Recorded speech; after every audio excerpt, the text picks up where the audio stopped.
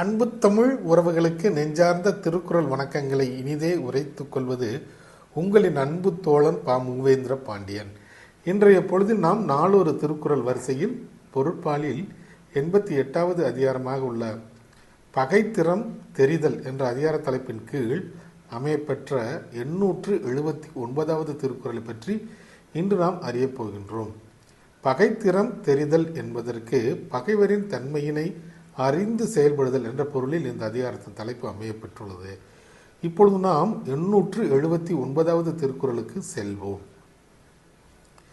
இளைதாக முள்மரம் கொள்க கலையுணர் கைகொள்ளும் காழ்த்த விடத்து.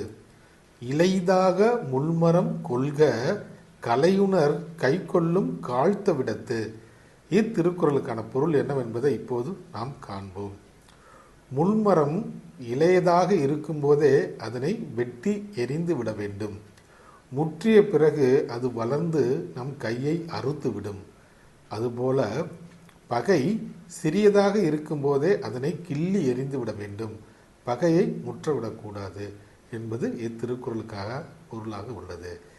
மீண்டும் பொருள்: முள்மரம் இளையதாக இருக்கும்போதே வெட்டி எரிந்து விட வேண்டும்.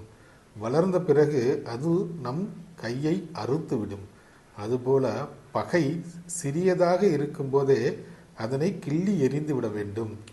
பகையை முற்றவிடக்கூடாது என்பது இத்திருக்குறளுக்கான பொருளாக உள்ளது.